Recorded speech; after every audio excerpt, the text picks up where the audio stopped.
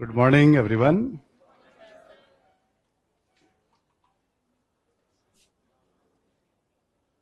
तो कल हम लोग मुगलों के राजनीतिक इतिहास पे बात कर रहे थे और लास्ट में आपसे प्रशासन पे बात हुई थी। आप सभी को याद होगा, तो हम लोगों ने केंद्रीय प्रशासन पे चर्चा शुरू की थी पहले।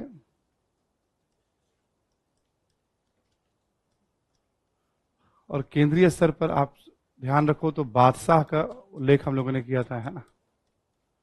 अलग अलग मंत्रालय, वित्त मंत्रालय, सैन्य मंत्रालय, याद है क्या ये सब नाम? धार्मिक मंत्रालय, मीर समा या खाने समा घरेलू विभाग जो था, ठीक है। और कुछ अधिकारियों का उल्लेख किया था, मीर आतिश, ये सब थोड़े बहुत। एक तो केंद्रीय स्तर पे आपको याद होगा ये सारे शब्द कल हम लोगों ने इस्तेमाल किए थे। एक रेफरेंस आपको पढ़ना था, पकड़ना था कि भाई क्या क्या है ना। प्रांत के स्तर पे भी आपको याद होगा हम लोगों ने सूबेदार, दीवान, बख्शी, है ना, और दरोगा डाक चौकी, ठीक। स्थानीय स्तर पर भी सरकार यानी जिला, परगना और गांव, इससे संबंधित जानकारी ली गई थी, है ना। और अन्य करके हम लोगों ने मतलब शहर का प्रशासन, बंदरगाह का प्रशासन और सैन्य प्रशासन की बात की थी आपसे, ठीक। इसी से जुड़ा हुआ दो छोटे छोटे और है जहां पॉइंट्स हमें ध्यान रखने हैं, मनसबदारी और जागीरदारी व्यवस्था, ठीक है। देखिए आप जरा, मनसबदारी व्यवस्था,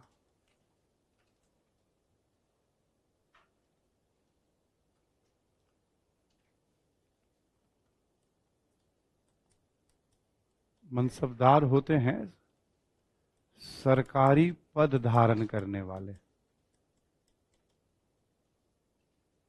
मनसबदार होते हैं सरकारी पद धारण करने वाले,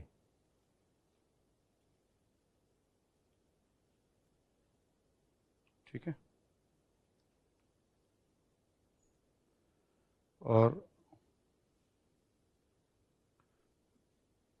इनको जो वेतन मिलता है या तो नकद भी मिल जाता है इन्हें, या जागीर के रूप में।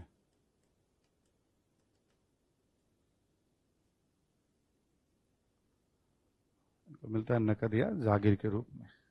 जागीर की बात अभी अलग से करूंगा। प्रारंभ किया था अकबर ने,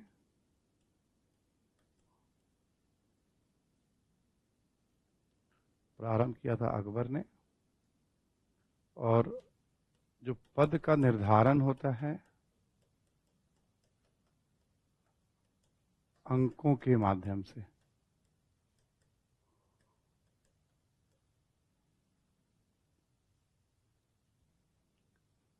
पद का निर्धारण होता है अंकों के माध्यम से।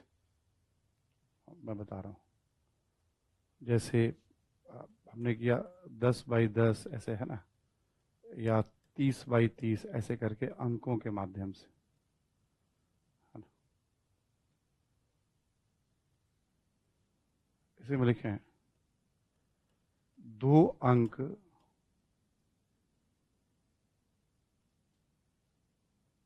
मैं बता रहा हूं, अभी जल्दी कैसे समझ में आ जाएगा, समझाऊंगा तब समझ में आएगा। अंकों के माध्यम से लिखें 2 अंक प्रदान किए जाते थे।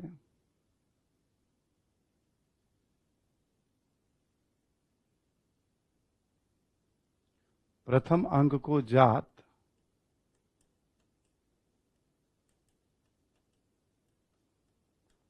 और द्वितीय अंक को सवार। प्रथम अंक जात एवं द्वितीय अंक सवार का प्रतीक होता था। द्वितीय अंक सवार का प्रतीक होता था।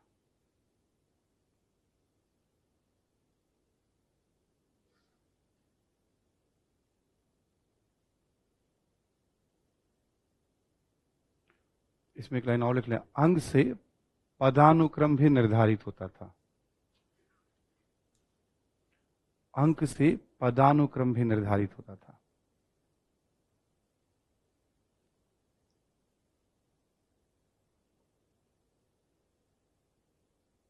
ठीक है, वापस से पूरा समझाता हूं एक बार, है ना। मुगलों की सरकारी सेवा में कोई भी है तो क्या कहलाएगा? मनसबदार। सरकार से है ना, सरकारी नौकरी में आप, तो उस समय सरकारी नौकरी का मतलब हो गया मनसबदार। ठीक, पहली बात। चलिए, वेतन मनसबदारों को या तो कैश के रूप में या जागीर के रूप में, यहां लिखना चाहे लिख सकते हैं आप। उच्च मनसबदारों को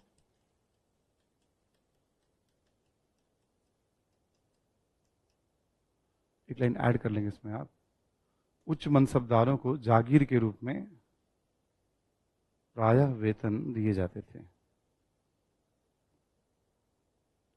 जागीर के रूप में प्रायः वेतन दिए जाते थे।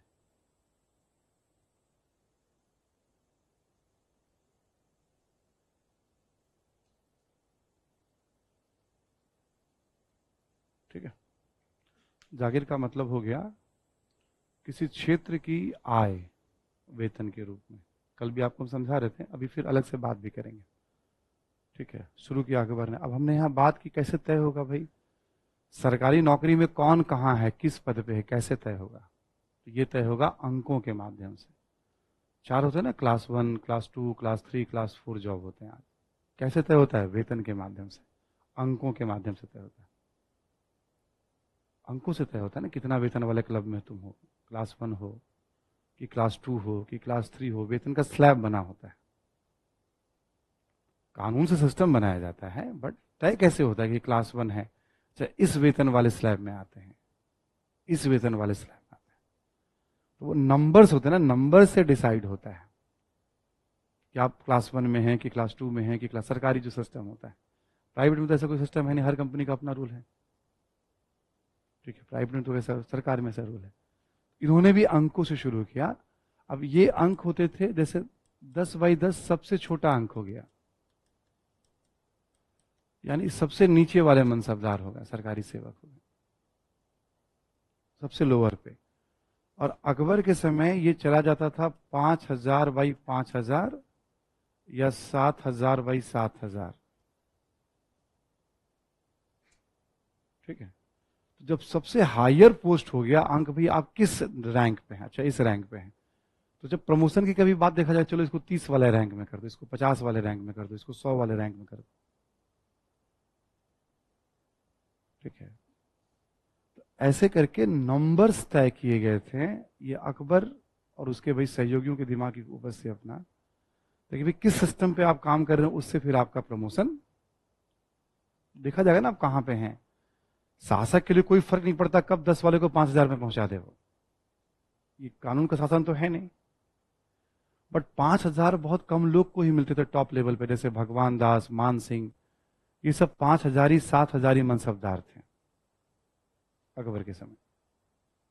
ये सब उच्च पदों पे बैठने वाले थे, हायर पोस्ट वाले थे, भगवान दास और मान सिंह।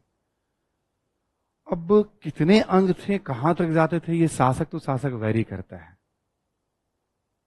ठीक है, बस हमने एक समझाने के लिए कि अंक क्या, पदानुक्रम को, सरकारी सेवा में आप किस हायरकी पे हैं, पहले नंबर पे, दूसरे नंबर पे, 10वें नंबर पे, 12वें नंबर पे, 15वें नंबर पे, आप कहाँ हैं इस सेवा में, इसको डिनोट करता है।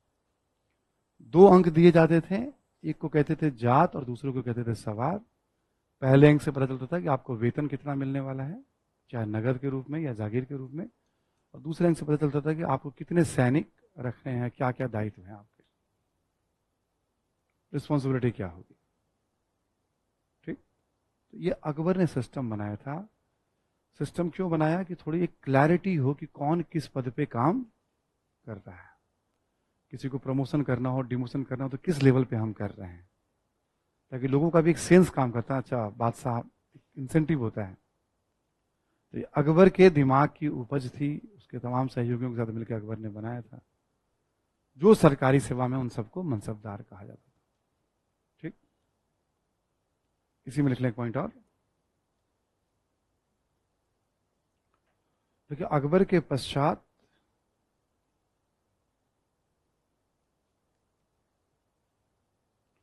मनसबदारी व्यवस्था में संशोधन भी किए गए।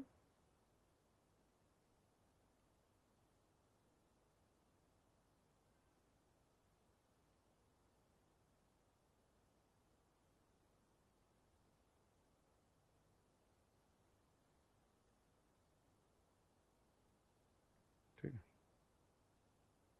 संशोधन को तो भी बहुत महत्व नहीं देना हमें। जैसे जहांगीर के समय आप कभी पढ़ेंगे अपने नोट्स में, तो यक अस्पा सी अस्पा करके एक वो प्रदान करता था। ठीक है, इसका मतलब ये हो गया कि भाई आप अधिक सैनिकों को रख सकते हैं, अधिक घोड़ों को रख सकते हैं।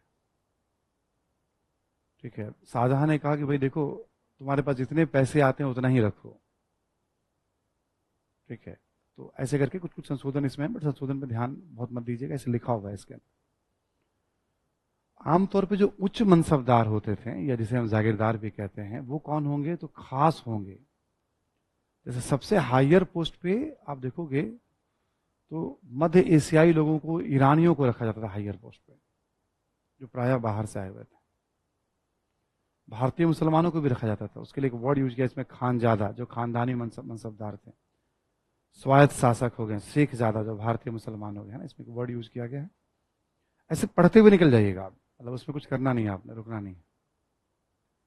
ठीक है, तो एक मनसबदार हो गया आपका। इसमें एक पॉइंट और लिख लिया मनसबदार वाले में ही, कि यह वंशानुगत नहीं था,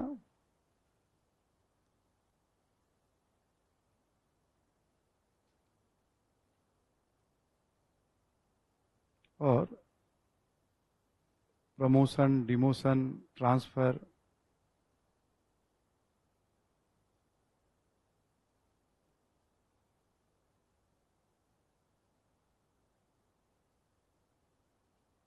इत्यादि भी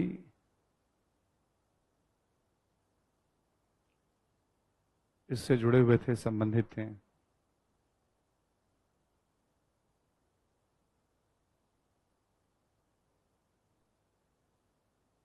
ठीक है, वंशानुगत नहीं था, और ये सब भी इससे जुड़े हुए थे। मतलब कहने क्लियर कि आपका प्रमोशन भी हो सकता है, डिमोशन भी हो सकता है, आपका ट्रांसफर भी हो सकता है। हाँ, कोई प्रतियोगिता परीक्षा नहीं होती थी। योग्यता को देखा जा सकता है, बट रेफरेंस का ही रोल ज्यादा था इसमें।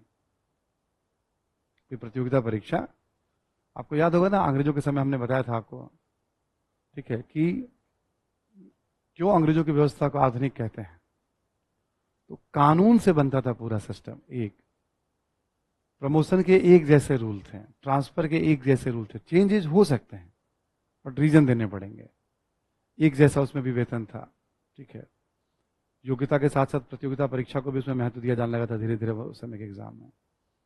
और वो व्यक्ति नहीं, बल्कि राष्ट्र के प्रति समर्पण, ब्रिटिश राज, क्राउन के प्रति समर्पण की भक्ति इसमें पैदा होती थी। याद होगा हमने लिखवाया था आपको, जब सिविल सेवा, सेना, पुलिस मैंने पढ़ाया था आपको, तो वहां हमने लिखाया था इसे आधुनिक क्यों कहते हैं। तो 6-7 पॉइंट्स लिखवा दिए थे मैंने। तो हम उसको रिवर्स कर देंगे तो मध्ययुगीन हो जाएगा वो। ठीक है, यदि उसको पॉइंट्स कभी पढ़िएगा आप वहां जाकर के, है ना, उसको जब हम रिवर्स कर देंगे तो मध्ययुगीन। जैसे अब यहाँ प्रतियोगिता परीक्षा जैसी कोई चीज तो है नहीं। इससे शासक को क्या फायदा होगा?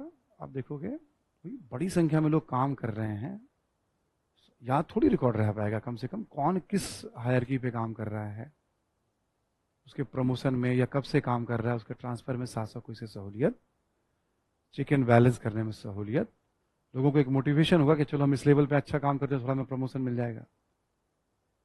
एक नंबर्स क्या होता है, एक दिमाग में खाका बन जाता है। ऐसे फ्री छोड़ देंगे आप सब काम, मान लीजिए हम लोग सब काम कर रहे हैं, ठीक है, हाँ आ जाओ काम कर लो, ठीक है, तुम 5,000 ले लो, तुम 7,000 ले लो, तुम 9, इसका कोई रूल नहीं है। 5,000 वाले को नहीं पता कि अगली बार क्या होगा, 7 वाले को भी नहीं पता कि अगली बार क्या होगा। ठीक है, जब एक रूल होता है कि नहीं हमारा ये इनिशियल स्लैब है हमारा, फिर इसके बाद हम इस पे ले जाते हैं।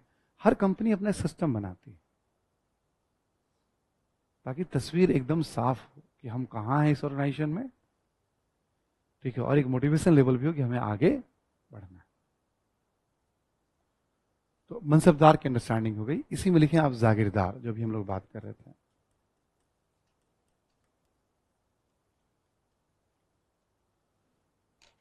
फिर से लिख लें आप, जागीरदार उच्च वर्गीय मनसबदार होते थे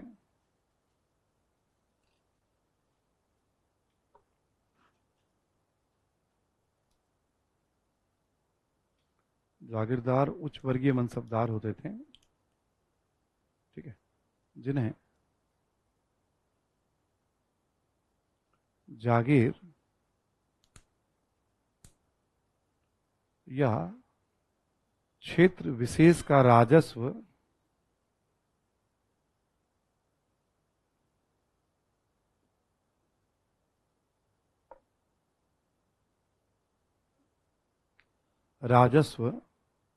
वेतन के रूप में आवंटित किया जाता था।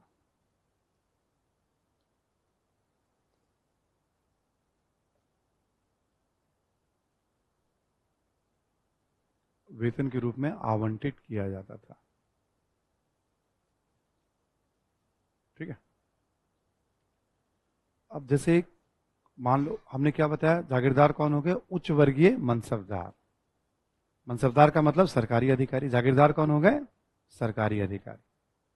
क्लियर ना? सरकारी अधिकारी हैं तो भाई इनका भी वेतन, प्रमोशन, ये सब सिस्टम, मतलब इनका भी डिमोशन, ट्रांसफर सब होगा, इनका पद भी वंशानुगत। ये सारे कॉन्सेप्ट मनसबदार वाले आ जाएंगे। जागीरदार हो गए ऊपर वाले मनसबदार, कोई प्रांत प्रमुख हो गए या कोई बड़े बड़े मंत्री हो गए, मतलब ये गिने चुने होंगे, 25-50 होंगे। जो ऊपर के लोग हैं ना, उनकी महत्वाकांक्षा होती है कि मैं भी सुल्तान या बादशाह बनूं। उनकी महत्वाकांक्षा को तुष्ट करने के लिए ये सिस्टम अपनाया गया था। भाई इस क्षेत्र की आय, इस क्षेत्र की तुम पूरे इनकम के मालिक तुम हो, मतलब जमीन पे दावा नहीं है, वंशानुगत नहीं है वो। जो भी वहां की भू राजस्व और दूसरे इनकम है उसमें मेंशन कर दिया जाता था। उसके लिए सैरो जिहाद करके एक फारसी का शब्द यूज होता था। और जो वेतन वहां एक्सपेक्टेड होता था उसे जमादामी कहते थे, जो एक्चुअल कैलकुलेशन होता था उसे हासिल। ये सारे शब्द चलते हैं मतलब कैलकुलेशन वगैरह में, ठीक। तो एक तरह से उनको वो खुश भी होते थे इससे बहुत। उनकी वो जो आकांक्षा थी ना कि मैं अलग राज्य बनाऊंगा, तो उसको तृप्ति मिल जाती थी, हाँ ठीक है भाई, मतलब वो अलग ही फील करते थे कि मैं जागीरदार हूं, नगद वाला नहीं हूं मैं, है ना। तो यहाँ का पूरा, तो जागीरदार भी सरकारी उच्च वर्गीय अधिकारी हो गए, उच्च लेवल के अधिकारी हो गए। मनसबदार वाले कॉन्सेप्ट जागीरदार पे लागू हो जाएंगे, वंशानुगत नहीं होगा। क्या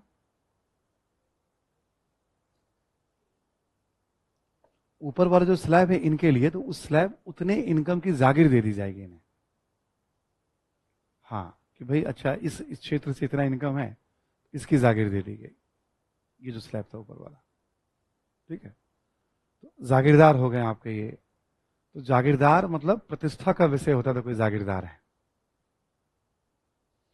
इस समय भी जागीरदार होते हैं लेकिन अघोषित, उसके रिकॉर्ड नहीं मिलेंगे। जैसे कोई बहुत बड़े मंत्री हैं, बड़े अधिकारी हैं, ठीक है, यदि मान लो उन्होंने गलत तरीके से पैसे कमाने का पूरा अवैध गोरखधंधा खड़ा कर रखा है, कोई भी यदि मान लो, मतलब कोई प्रमाणिक बात तो नहीं है ऐसा कुछ, बट सुनी सुनाई बात, वो एरिया बांट देते हैं, इस एरिया का इनकम तुम वसूलोगे। सरकार वाले तो अलग काम करते हैं और गैर सरकारी वाले अलग काम करते हैं। सिस्टम केवल सरकारी सिस्टम से नहीं चलता है। आप जैसे जैसे आप अपनी जगह पे आएंगे, जब आएंगे आप, तो आपको समझ में आएगा केवल सरकारी व्यवस्था से चीजें नहीं चलती। सरकारी व्यवस्था का रोल है, बट पैरेलल एक गैर सरकारी सिस्टम भी लोग चलाते हैं, ठीक है। तो जागीरदार हो गए आपके, इसका कॉन्सेप्ट यहां क्लियर हो गया। इसमें भी कैटेगरी थी। जैसे किसी को मान लो कोई उच्च वर्गीय मनसबदार है, जैसे हमने बताया जसवंत सिंह का एग्जाम्पल दिया जाता है, ऐसे कई एग्जाम्पल है। जसवंत सिंह काबुल के सूबेदार थे और उनको जागीर दिया गया था हिसार में। एक बहुत बड़ी समस्या हो गई, आप कहीं के सूबेदार हैं और आपको जागीर दिया जा रहा है कहीं दूसरी जगह पे। भाई उनका प्रतिनिधि आएगा और वहां से पैसे का कलेक्शन, ठीक, बट जहां दिया गया वहां पे फौजदार भी है, वहां पे ठेकेदार भी है, वहां का कोई सूबेदार भी है, ठीक है, बट ये घोषित है, नोटिफाइड है, आदेश जारी है कि हाँ भाई यहाँ का इनकम। इसमें समस्या क्या है, फीलिंग तो बहुत अच्छी वाली आ रही है, ठीक है ना, बट ये समस्या क्या है कि आपको हमेशा आपकी नजर जागीर पे कितना वसूल लें। अच्छा ये पता है कि हम टिक के रहेंगे नहीं, हम तो वसूली पे ज्यादा ध्यान देंगे, वो वसूली गैंग खड़ा कर लेंगे वो। वसूली गैंग जो वसूलने का काम करता है, ठीक है। और फिर वो ध्यान, विकास पे ध्यान देंगे नहीं। अब क्या होगा, जैसे मान लो अभी हमने कहा सपोज दैट ये हो गया काबुल आपका और ये हो गया हिसार, भाई का ध्यान यहां लगा हुआ है, उनके प्रतिनिधि यहां से वसूलने पे ध्यान दे रहे हैं, ठीक है। अब मान लो यहां पे ऐसे बहुत सारे गांव हैं सपोज दैट, तो जो जमींदार होते थे वो तो स्थानीय होते थे, खुद मुकद्दम, वो वहीं रहते आ रहे कई पीढ़ियों से। अब जो जागीर, जिसको जागीर दिया गया वो चाहेगा बहुत वसूलना, तो जमींदार अपना हिस्सा भी किसानों से ले रहा है। तो ऐसा हमेशा होगा, चाहे राज्य को लेना हो या जागीरदार, जमींदार और जागीरदार में टकराव एक स्वाभाविक, सरकारी कर्मचारियों में और जमींदार में टकराव एक स्वाभाविक है। कि जमींदारों का संबंध किसानों से बहुत पुराना है, वहीं रहते आए हैं, और जागीरदार ऊपर से इंपोज किए गए हैं। बट ये गिनती के जागीरदार हैं, ये गिनती के जागीरदार हैं, लेकिन क्योंकि बड़े वाले हैं 20, 25, 30, 40, तो उनके पास सैनिक दायित्व भी अच्छा खासा है। एक केंद्रीय सेना हो गई और एक जागीरदारों की सेना हो जाएगी, मनसबदारों की सेना हो जाएगी, उच्च वाले, ठीक है। उनके पास भी सैनिक दायित्व है, अन्य दायित्व भी है ना। तो जितना इनकम बता के दिया गया कि भाई इतना इनकम है, यदि उससे कम होगा तो दायित्व में कटौती करेंगे वो, ठीक है। उससे कम होगा तो दायित्व में कटौती करेंगे। जब कभी आप ऐसे पढ़ोगे ना, मतलब अब आपको तो ज्यादा नहीं पढ़ना, बट जो इतिहास वैकल्पिक विषय है जागीरदारी क्राइसिस, तो जागीरदारी व्यवस्था क्या थी, सबसे पहले ये पढ़ा जाता है। तो व्यवस्था में ही था कि अनुमानित आय और वास्तविक आय, कह के दिया गया तुम्हें 10,000 रुपए की इनकम हो जाएगी, इनकम हो रहा है 8,000, अनुमानित आय 10,000 रुपए है, इनकम हुआ 8,000, आपने 10,000 के हिसाब से दायित्व भी कुछ थोप रखा है उसके ऊपर, तो इसमें गैप हो गया, तो शुरू से गैप था। अब इनकम बढ़ाने के लिए राज्य कोशिश नहीं करेगा, बट राज्य के खर्चे अकबर इतना मजबूत सिस्टम बना देगा कि सब ऐशो आराम का जीवन, तो ये गैप हमेशा बढ़ता जाएगा। औरंगजेब ने इतना अभियान कर लिया, ठीक है, कि गैप बहुत वाइडन हो गया। एक ये भी रीजन माना जाता है, जो बड़े लोगों के हाथ में बड़ी जिम्मेवारी होती थी, ठीक है, थोड़ा सा टेक्निकल जैसा बना दिया है अकबर ने, सीधा भी रख सकता था, ठीक है, बट चेक एंड बैलेंस का उसका अपना सिस्टम था, ठीक है। उसके उस समय के हिसाब से उसे लगा कोई भी यदि इनोवेट कर रहा है, अलाउद्दीन खिलजी हो या अकबर हो, तो यानी वो अपनी बुद्धि को तो लगा रहा है कि हम कैसे इनको कंट्रोल, ठीक है। तो मनसबदार जागीरदार, हाँ। अब जैसे मान लो हमने कहा ये रहा हिसार आपका सपोज दैट, ठीक, तो वेतन जागीर कहलाएगा ये। और ये रहा आपका जोधपुर, जहां के रहने वाले थे जसवंत सिंह, मारवाड़ के। तो ये मुगलों की भाषा में कहलाता था वतन जागीर। यदि आप मुगलों के यहां नौकरी कर रहे हैं तो आपको ओहदा दिया जाएगा, ठीक, तो आपका क्षेत्र तो आपके पास है ही, वो आपका वतन है, वो आपके पास है, तो वो वतन जागीर कहलाता था। समझ में आ रही बात? तो अब ये तो खानदानी चलेगा, उसके बाद उसके उत्तराधिकारी को, उसके बाद ये वंशानुगत ट्रांसफर पोस्टिंग वाली बात नहीं। क्योंकि मुगलों की अधीनता को मानते थे, इसलिए इसको कैटेगरी बनाया गया था वतन, जहां आपको वेतन दिया यदि आप सेवा दे रहे हैं। जो सेवा नहीं दे रहे हैं, केवल अपने राज्य में है, तो वतन जागीर है उनके पास। तो वेतन जागीर और वतन जागीर। बहुत सारे मुसलमानों को लगने लगा भाई राजपूतों को तो मिल जाता है, हमें नहीं मिलता है, उनके लिए भी वतन जागीर का कॉन्सेप्ट शुरू किया गया था, तुम्हारा भी वंशानुगत रहे, ठीक है। तो इसमें सारे शब्द वगैरह सब लिखे हुए हैं, मेन कॉन्सेप्ट आपको हमने बता दिया है। ये ध्यान रखिएगा जो मैंने आपको बताया है, मतलब कभी भी रहना चाहिए आपके साथ मनसबदार और जागीरदार क्या है।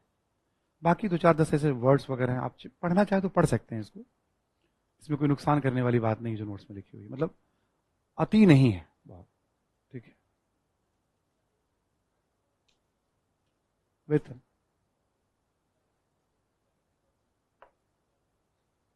अब मनसबदार में तो दोनों वेतन हो गया, बट एक अंतर क्या, ज्यादातर जागीरदार उच्च लेवल के हैं, 5,000 वाले, 7,000 वाले, इनकी संख्या गिनी चुनी है, कभी 30 है, कभी 35 है, कभी 50 है, ये जो जागीरदार है मतलब, ठीक है, इनकी संख्या बहुत ज्यादा है।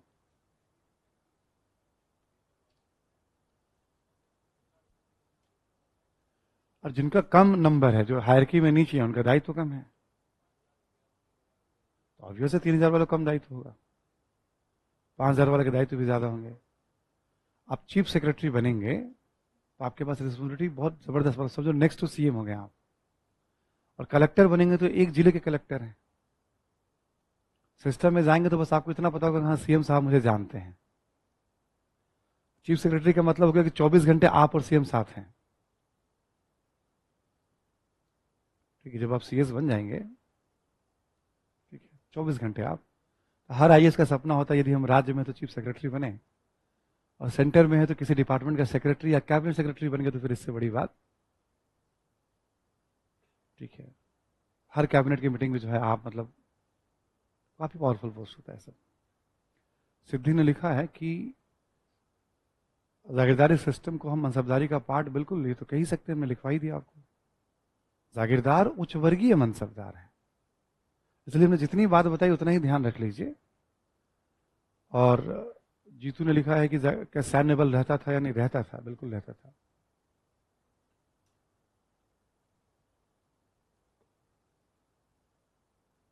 और सामंत का पॉइंट जागीरदार में फिट हो सकता है, नहीं हो सकता है फिट, क्योंकि इसका वंशानुगत नहीं है, ट्रांसफर हो रहा है, वहां पे वंशानुगत आ जाता है सामंत में, ठीक, ये बस ध्यान रखना है आपको।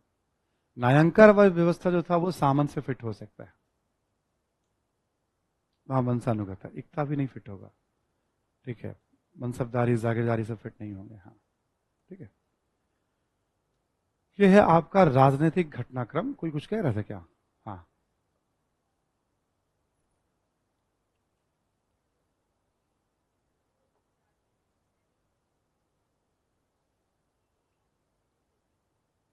इनको अपने सैनिक तैयार करने हैं,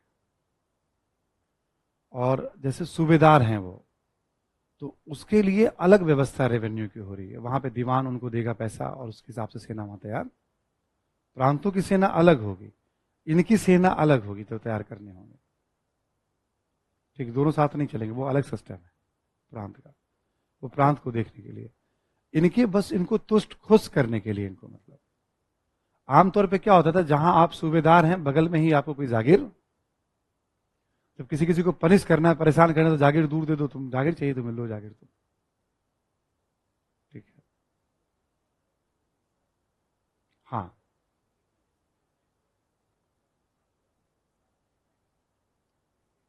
यस, हाँ,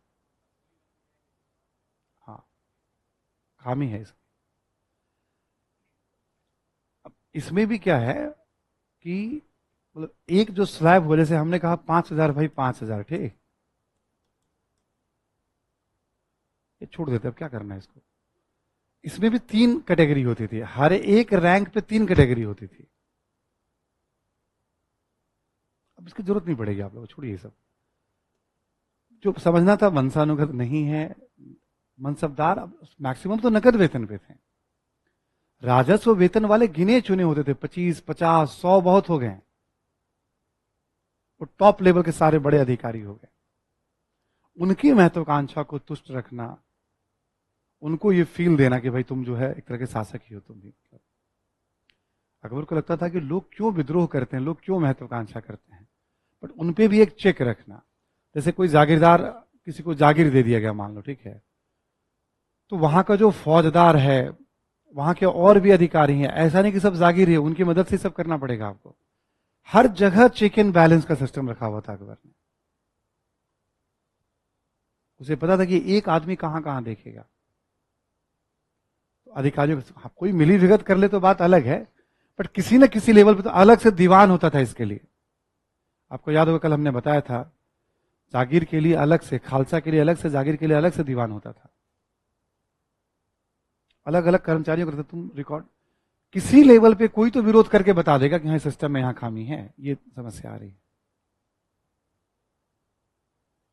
मनसबदारी और जागीरदारी। तो मनसबदारी में क्या हो गए, नीचे निम्न स्तरीय सरकारी सेवक से लेकर उच्च स्तरीय सरकारी सेवक, हजारों की संख्या में हो गए। जागीरदार क्या हो गए, उच्च वर्गीय मनसबदार, ऊपर वाले। ठीक। राजनीतिक इतिहास से जुड़े हुए सभी पहलू पे बात हम लोगों ने की, बाबर से लेकर के बहादुर शाह जफर तक, पतन, प्रशासन, मनसबदार, जागीरदार। ठीक। सांस्कृतिक इतिहास की बात करें हम लोग,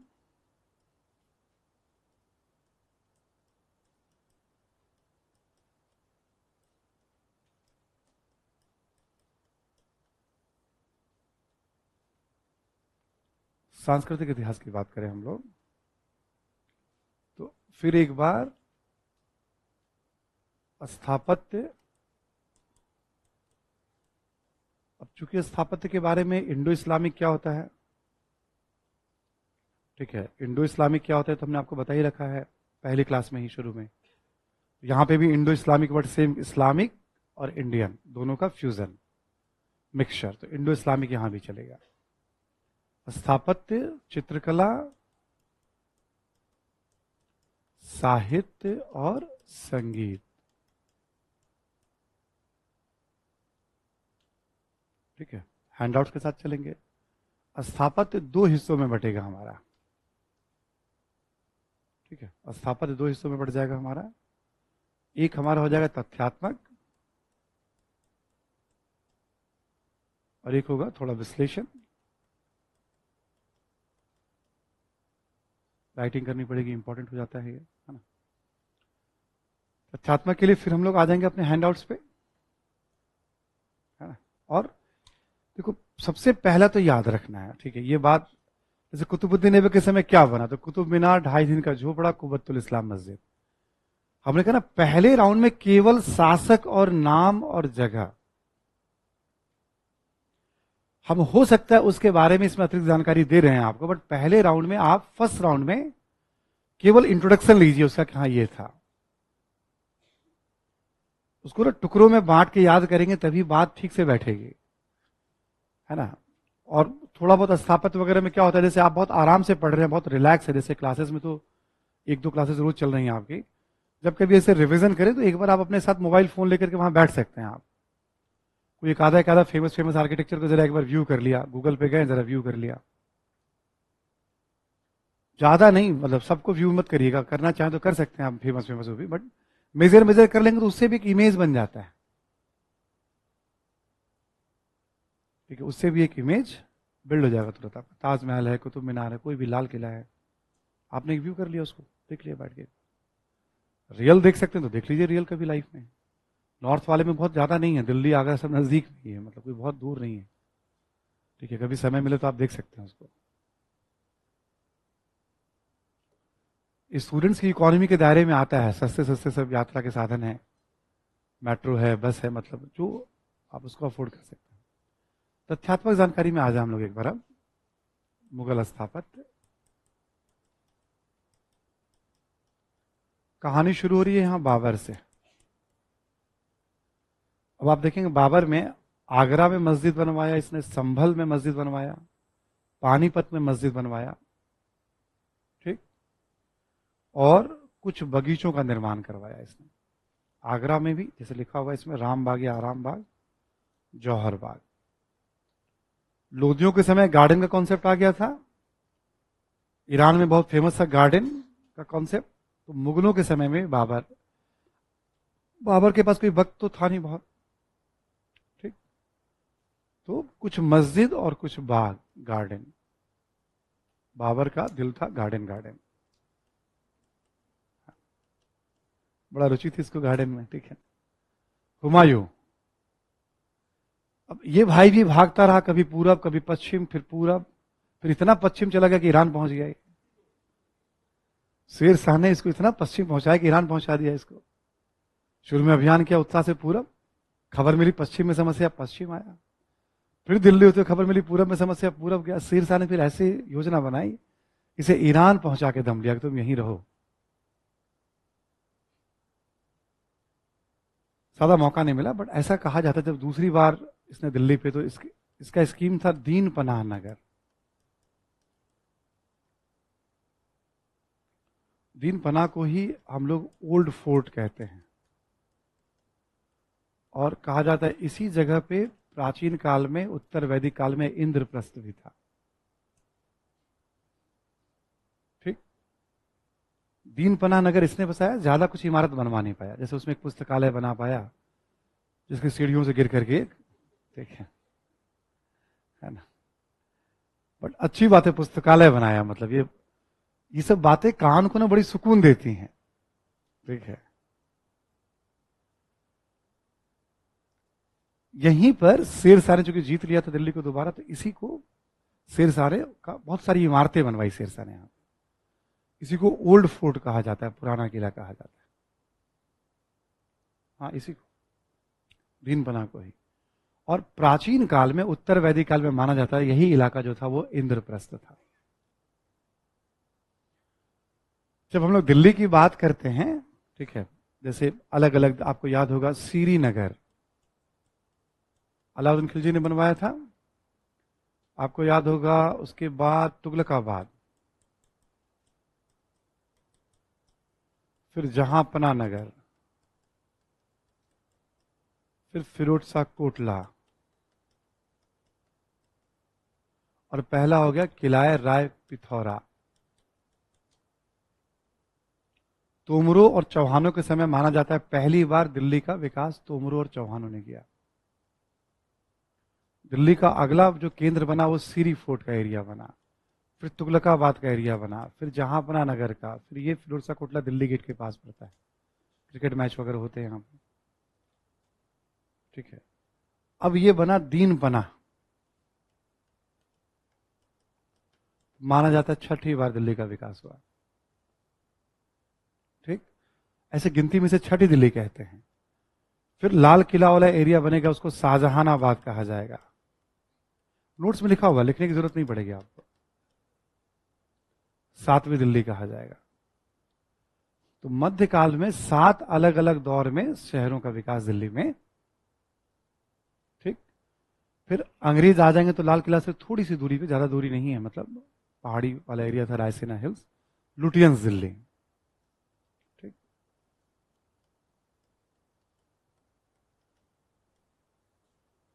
तो अब तक लुटियंस ही चल रहा था दिल्ली में, ऐसे देखा जाए तो।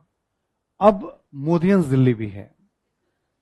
आने वाले समय में आप देखिएगा, प्रधानमंत्री जी ने के काल में भी बहुत सारे आर्किटेक्चर बने हैं वहां पे।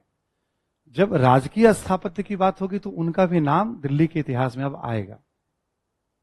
हम लोग तो चूंकि विटनेस हैं, बट 50-100 साल बाद जब अगली पीढ़ी आएगी तो देखिए अच्छा, वॉर मेमोरियल बना, संसद भवन बना, सेंट्रल विस्टा में चेंजेस आए हैं, बहुत सारी इमारतें, प्रधानमंत्री का नया आवास बन रहा है अभी। ठीक है, वो सब चीजें चेंज वहां हो रही थी, एक मेजर आर्किटेक्चर उसमें आएगा। ठीक है। तो ऐसे करके आप देखोगे दिल्ली अलग अलग स्टेज में, अलग अलग हिस्से का डेवलपमेंट। बट अब जो वर्तमान में डेवलपमेंट सब यही हो रहा है, लुटियंस वाले इलाके में ही हो रहा है। आर्किटेक्ट वगैरह को भी जहां तक मुझे ध्यान आता है, हमने कभी पढ़ा था, पूरे पेमेंट वेमेंट नहीं मिले थे इसको, मतलब जिसने अंग्रेजों के समय बनाया था। अंग्रेजों ने सबको लूटा तो आर्किटेक्ट को भी लूट लिया अंग्रेजों ने अपने। ठीक है। उसका नाम था कुछ एडवर्ड लुटियंस ऐसे करके। ठीक है। कुछ ऐसा नाम था, लुटियंस लुटियंस उसको। ठीक है। उसको भी मतलब वो सम्मान और पैसा वैसा नहीं मिला जो मिलना चाहिए था। उस समय का जाना माना था, मतलब वो, ठीक है, आर्किटेक्ट दुनिया में जाना माना नाम था। बुलाया गया था कि भाई आइए आप। ठीक है। अंग्रेजों ने इसको भी लूट लिया। ठीक है। ऐसे ना अलग अलग नाम दिए गए हैं दिल्ली। ये राजनीतिक केंद्र हैं सब। लाल किला, चांदनी चौक, जामा मस्जिद हो गया आपका शाहजहानाबाद। ठीक। तो दीन बना कुछ खास नहीं हुआ, यहां नोट करके लिख लें आप।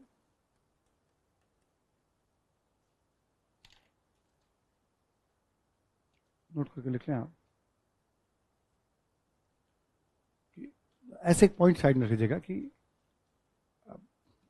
शेरशाह ने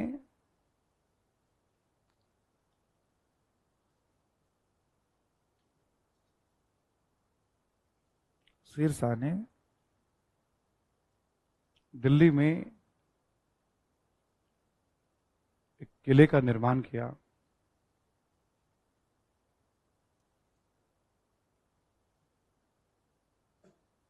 किले का निर्माण किया। बैकग्राउंड में पुराना किला,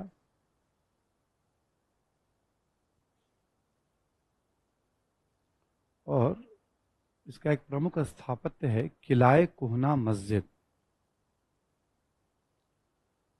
किला ए कुहना मस्जिद, किला ए कुहना मस्जिद इसका एक प्रमुख स्थापत्य है। ठीक, हाँ उसी में है। इसी में लिखेंगे आप कि सासाराम में,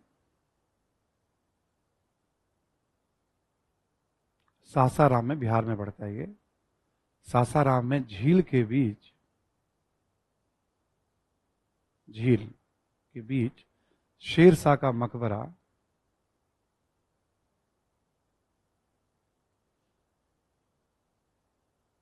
एक अन्य महत्वपूर्ण स्थापत्य है।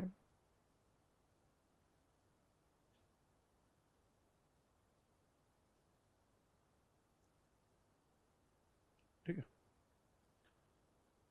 ऐसे जो हुमायूं की बात हुई तो हमने कहा शेरशाह के भी दो किलाए कुहना मस्जिद और मकबरा। मकबरा बहुत खूबसूरत मान है ये जो है। हुमायूं के बाद शेरशाह की बात वैसे हमने वहां भी की थी तो हमने यहां भी कर ली। अब यहां मेन स्थापत्य का विकास होता है अकबर के समय। अकबर के समय ही दिल्ली में बनता है हुमायूं का मकबरा।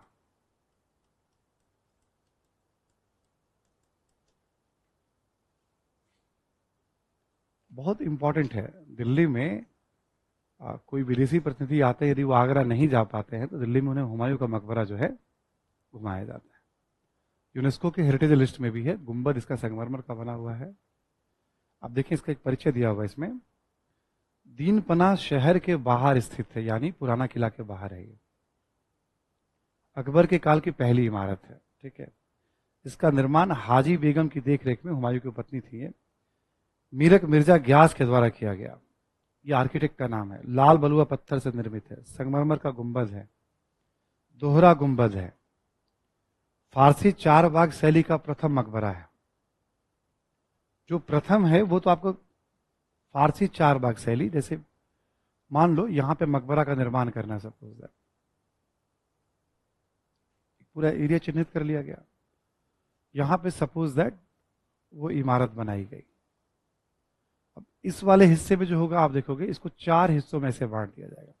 पूरे के पूरे एक लंबाई चौड़ाई पे समान कोण पे उसको, जहां देखोगे चार चार, बहुत खूबसूरत दिखेगा आपको। तो चार गार्डन, चार बाग, उसमें चार रास्ते होंगे।